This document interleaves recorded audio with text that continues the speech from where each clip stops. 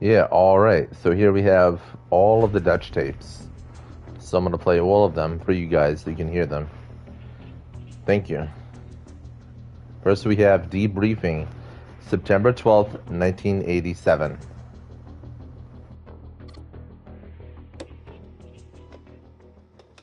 It's September 12th, 1987. My name is Major Alan Schaefer, also known as Dutch, U.S. Army veteran, Special Ops Commander, and the only survivor of the Valverde incident. These tapes are my personal testimony. Insurance. Should anything happen to me, what I found won't be lost. My team was brought in to rescue a Guatemala cabinet minister and his aide, who had been captured by guerrilla forces in Valverde. We located the downed helicopter, and the skinned bodies of those aboard hung in nearby trees, seemingly at the hands of guerrilla fighters. After assaulting their camp, it became clear that the mission was a setup. American intelligence had sent us to retrieve the captured agents who had been on recon for future military action. But none of that matters, because while we were clearing out the guerrillas, something was hunting us. An invisible killer tracked us as we made our way to the extraction point. In 24 hours, it wiped out my entire team. Rick Hawkins, Blaine Cooper, Mac Elliott, Billy Soul, Jorge Ramirez, and Al Dillon. The best soldiers I've ever known. Men I trusted with my life were butchered like animals. It was a nightmare. We walked in with guns, but it had perfect camouflage, advanced weaponry, and could see heat. It was strong and smart, a pitiless hunter. I waited, I watched, and when I understood it, when I saw how it hunted, I killed it. As it lay dying, in a final fuck you, it activated an explosive device. I barely escaped that blast. My radiation sickness and the crater of the explosion are the only evidence it ever was here. I have given my official statement to Agent Peter Keyes of the OWLF, but it's become clear I needed to investigate Valverde myself. Keyes was thorough, but he asked all the wrong questions. I mean, we have proof of alien life, but that life sees us as game. It's an alien whose first contact with humanity was to hunt us for sport. All Keyes cared about was the technology lost in the explosion. He can see the jungle for the trees. I see the threat. He sees the opportunity. Spies are all the same. I mean, we aren't people to them. We are assets. How many soldiers will he feed to those monsters just for a chance to steal from them or to learn from them? The government can't be trusted. So I will have to do this on my own. I'm cutting my treatment short and going off the grid. I will make my way back to South America to Valverde. I was told that there were stories about demons who make trophies of man. I'd like to hear those stories.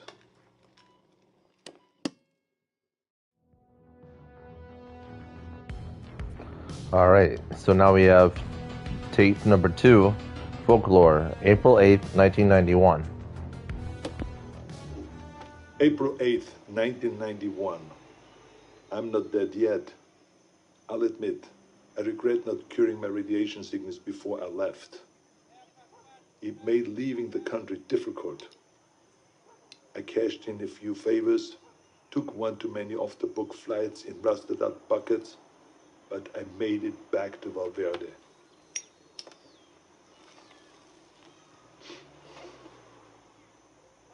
The area was on lockdown, sealed by American intelligence for study.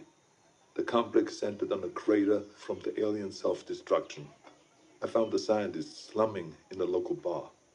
A few drinks, a couple of threads later, he was ready to talk. It wasn't much, barely anything I didn't already know.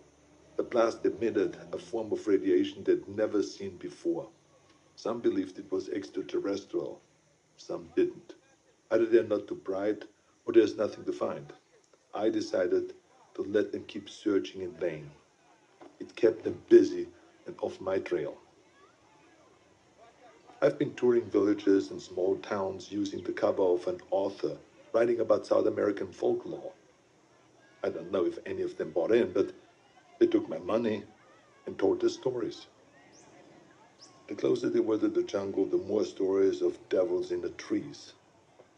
Some were bullshit, made up on the spot, but some carried consistencies that I couldn't ignore.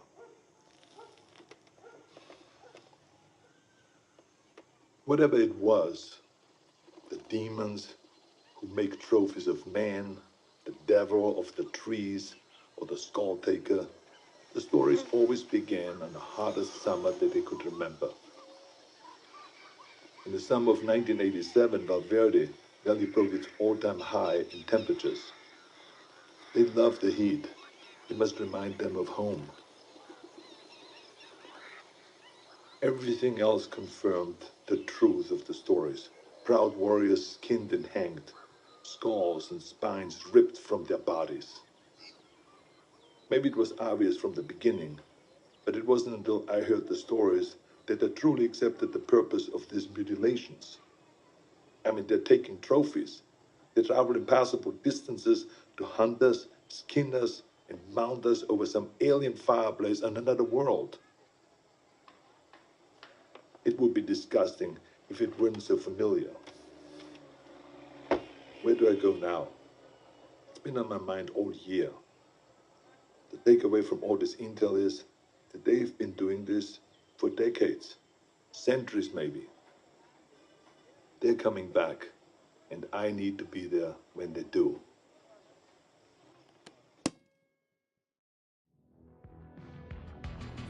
All right, now we have Patience, June 27, 1991. June 27th, 1992. It's hard to remember that the most important part of an operation is patience. You can plan the perfect op, but you can't account for everything. If shit goes south, there's nothing to do but to adapt and finish the mission.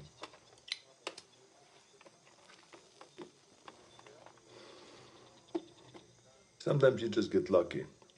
I was in the dock, 10 clicks downriver from the Valverde border, figuring out my next move. I was ready to pack it in. I mean, I thought that I learned everything that I could, that there was nothing left for me to find. The OWLF had abandoned the detonation site a year ago, and I thought that they already shipped back to America. That's when I saw Agent Peter Keyes tie his skiff to the dock. I mean, I haven't seen Keyes since I gave my official statement to him. It was impossible, but there he was, with 3 of his buddies. All agents. I mean, the clean, tidy outfits give them away all the time. I mean, they don't want to get down in the dirt, you see. That's what they pay soldiers to do. Keyes walked up, looked right at me, and shook my hand. I mean, with the radiation sickness, I've lost a lot of weight, so I thought that he maybe would not recognize me, but then he greeted me like we were old pals. Keyes is a good spy, saying nothing, implying everything. We spent the next few hours trading war stories at the bar. If you had heard us, you would never have suspected we were trading intel on an alien manhunter. His cover was that they have been looking for a serial killer, a sadist who has been operating in the area for years, hunting people like animals and then skinning them alive.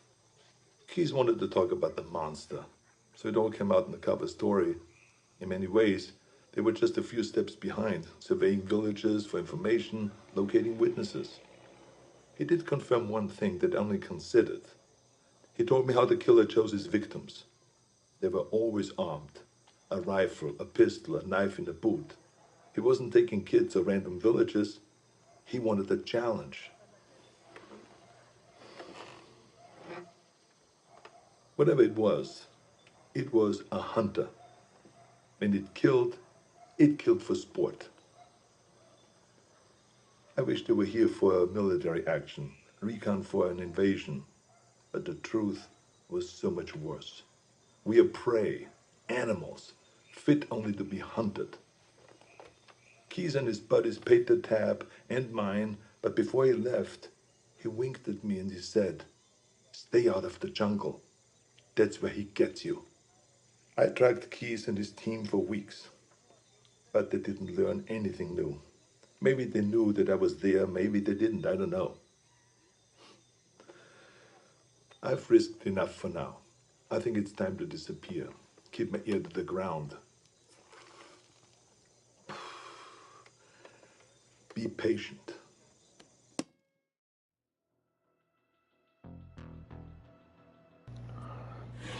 All right. Now we have Hades, March 3rd, 1996.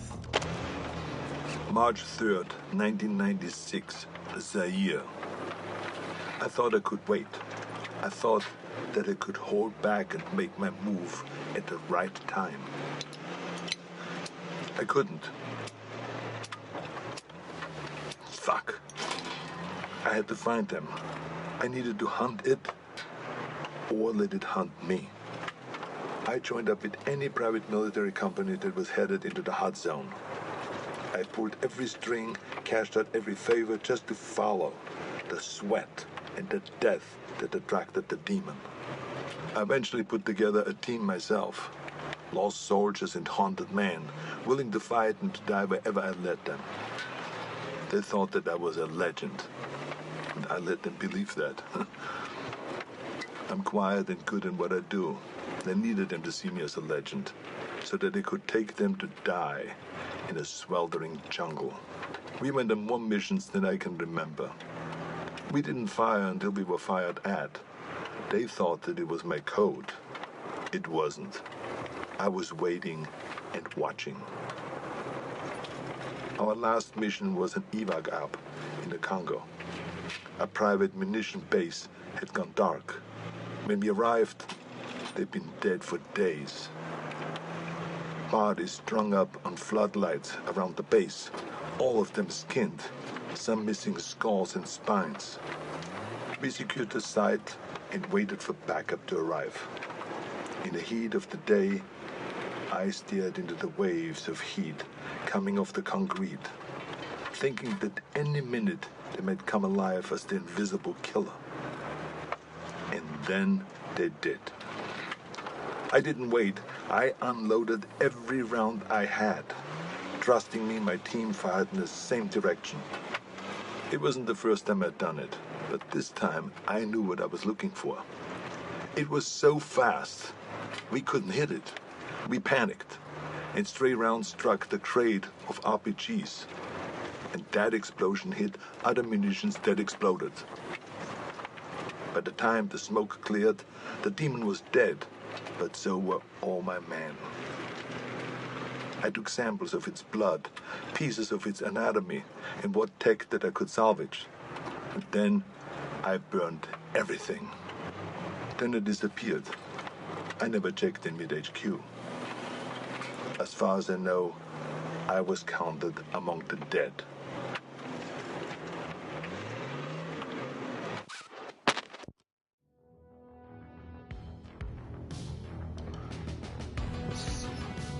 Strange Bedfellows, October 12, 1997.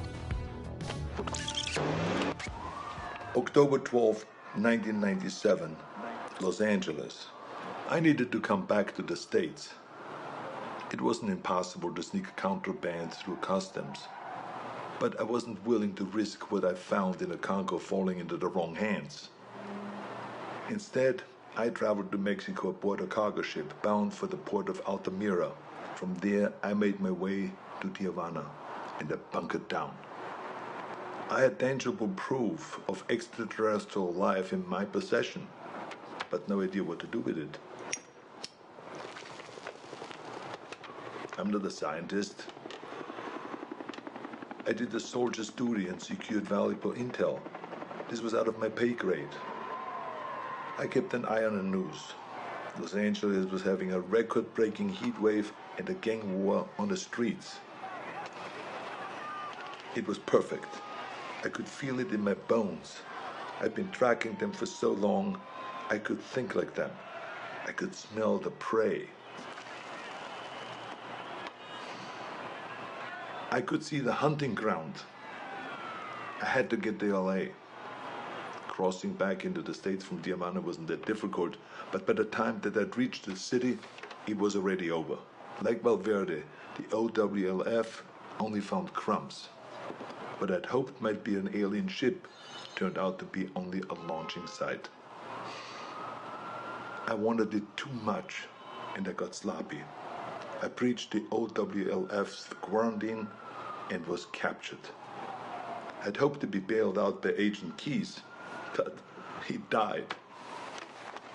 With Keys gone, the OWLF was leaderless and disorganized. I was interrogated, but I negotiated my release by bartering the alien materials that I'd recovered from the Congo. During the negotiations, it was clear how little they knew. They needed someone who understood the threat, so I offered to work with the OWLF as a consulting advisor. They had the funding, the technology that I needed to continue my hunt. I wouldn't work for them, but I would work with them. There will be a weapon that I can use to hunt down these predators as they move to fresh ground. It's only a matter of time until they see us as a real threat. When the prey can fight back, it's no longer a hunt. It is war.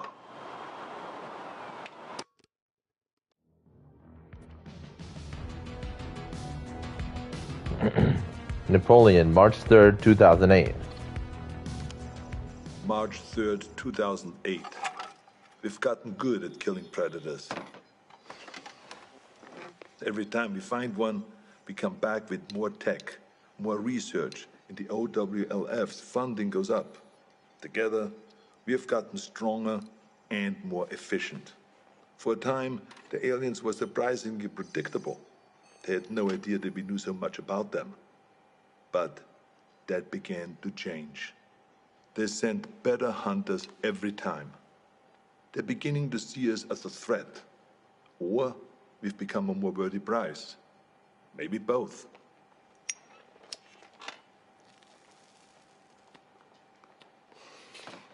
We know this because our last encounter was special. We weren't certain if they had any gender to speak of, but that changed when we came into contact with the female. She was smarter and deadlier. She didn't fuck around like the males did. She was direct, ruthless, and skilled. I was in Laos when we first came into contact with her. It was Valverde all over again. Her ambush wiped out my entire team. Only this time, she got me. In a small village, I lost track of her, just long enough for her to pin me with a razor net. Pinned against the wall, razors cutting into my face. I've been fighting for so long, I was ready to die. I should be dead. Instead of making the kill, she cloaked and vanished into the jungle. The net relaxed, and I escaped with my life, and a scar to remember her by. She spared me. Only me. Like she knew who I was. I returned to the exfil. My first failed mission in a long time. Are we going about this wrong? I mean, we've learned so much. But in doing so, have we made ourselves a bigger target? I can't stop thinking about something Napoleon said. You must not fight too often with one enemy, or you will teach them all your art of war. I started this believing that we were learning how to hunt them, or maybe she let me live to just be hunted another day. We were teaching them how to hunt us.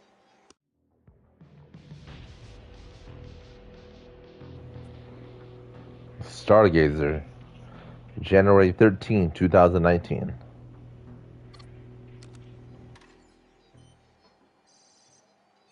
January 13th, 2019. I knew that the Predator's deployment to Earth would make it impossible to keep all of this a secret. Sooner or later, there would be another player on the board. I'd hoped that it would be another agency, one that understood and respected the threat. Project Stargazer. Our initial intelligence on Stargazer was that they were capable, funded, but inexperienced. But they were smart. They took the OWLF's funding and got it shut down. Everyone we could identify in their group was a disavowed member of another agency, including the OWLF. Lacking strong leadership and a clear directive, they were sloppy and arrogant. They were aware of the Predator's threat, and while they had many of the pieces, they struggled to see the bigger picture. Stargazer was so far behind that we didn't see them as a threat until the event in Mexico. The recovered Predator escape pod was an extraordinary find for Stargazer, but the death toll was a heavy price to pay for taking a Predator captive. My task force has many directives, but one of the most primary is we do not take captives. Retrieve technology, corpses, and other intelligence. But there's no value in a live Predator, only liability. The enemy does not want peace. The enemy does not negotiate. Its only drive on Earth is to hunt. What we might learn from a captive Predator would never be worth the risk to our people. Stargazer didn't learn from their mistakes, and the technology they've recovered has only made them cocky. When the government cut ties to the agency, it should have shuttered their project permanently, but they only shifted their goals. Guerrilla factions and private military companies are being contracted by Stargazer to set up bases and equipment in locations that we have identified as ideal hunting grounds. We believe that the former intelligence project is setting itself up to be a fully independent dealer of otherworldly arms. This is the worst-case scenario. Hostile forces will use those weapons on their enemies, and they will use them on us. All the while, the true enemy stalks us unseen. It's a distraction mankind can't afford. Stargazer will have to be dealt with.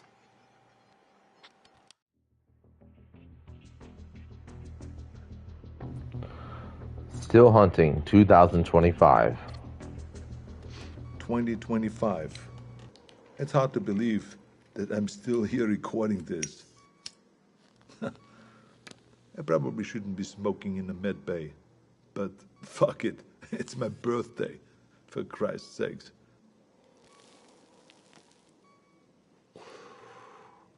I turned 78 today, but I'm out there hunting.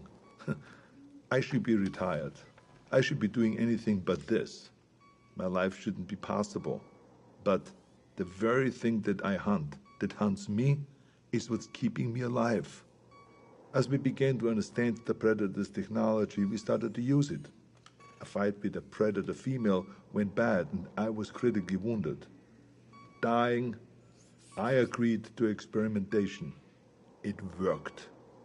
It worked so well that the cells in my body stopped aging. Pushing 80 now, I'm fighting like a man in his 40s. It's not the only experiment that I've been part of. I'm deadlier now than I was in Valverde. The OWLF has been fully reinstated. It's grown larger than ever before. We saved John Keyes from Stargazer. His father was Peter Keyes. I suppose you could say that he was a very dear acquaintance. His son is a gifted scientist. I worry about the future. The Earth is seeing unprecedented rise in heat and war. As the climate changes and the temperatures go up, more and more countries are becoming hunting grounds. We've killed so many of their kind, but they only send more. The number of events that we've witnessed has increased threefold in 10 years. We have made an impression on them, but not like we had hoped. We wanted to show them that we weren't prey, to deter them from ever sending another hunter to our world. We sent a warning, but they took it as a challenge. I fear we have made things worse. If the predators ever decide that we've grown too bold, I have no doubt that they could burn the earth and all of humanity with it. My only hope is that while they waste their time on sport, we can rise up together and stand against them as a species. Until then, we keep moving, we keep hunting, and we keep our eyes open.